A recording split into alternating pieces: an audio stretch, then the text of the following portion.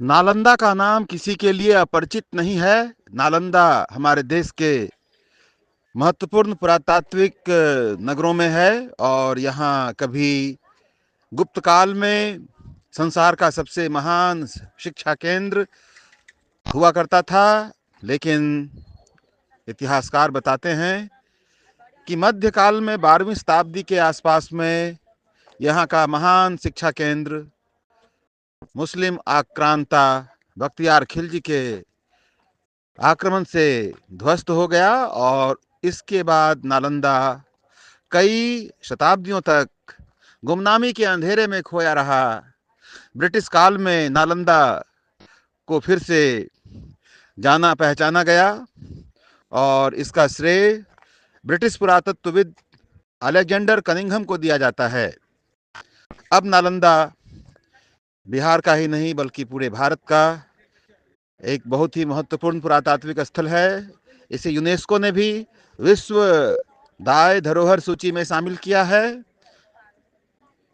विश्व दाय स्मारक वर्ल्ड हेरिटेज मॉन्यूमेंट्स को कहे जाते हैं।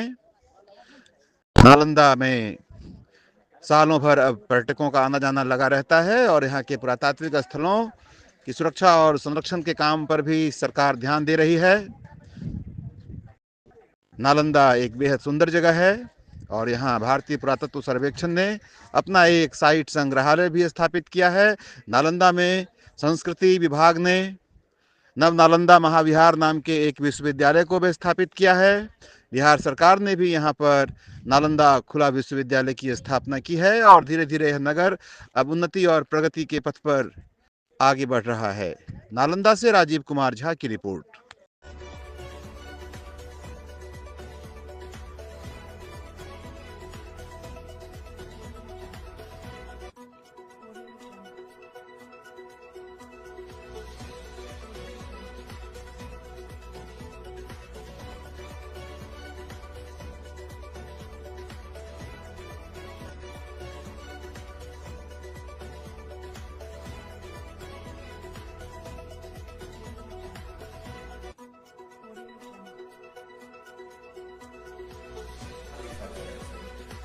से निकला हुआ इसी तरह से निकला है। इसी मूर्ति को देख करके ही नालंदा यूनिवर्सिटी का सर्वप्रथम खुदा हुआ है। इस क्षेत्र के ग्रामीण लोग इनको तेलिया बाबा का के पूजा करते हैं, लेकिन एक्चुअली ये गौतम बुद्ध की प्रतिमा है। एक प्रतिमा उस समय की है जिस समय नालंदा में शिक्षा का सबसे बड़ा केंद्र था, जब 10,000 विद्यार्थी और 1500 शिक्षक अध्ययन अध्यापन का कार्य करते थे।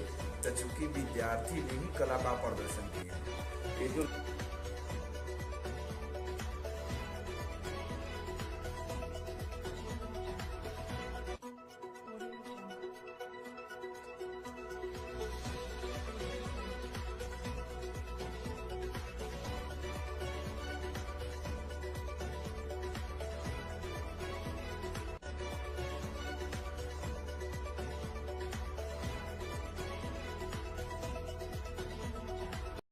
नमस्कार, मैं हूं राजीव कुमार झा। मैं नालंदा के खंडहर के बाहर खड़ा हूं।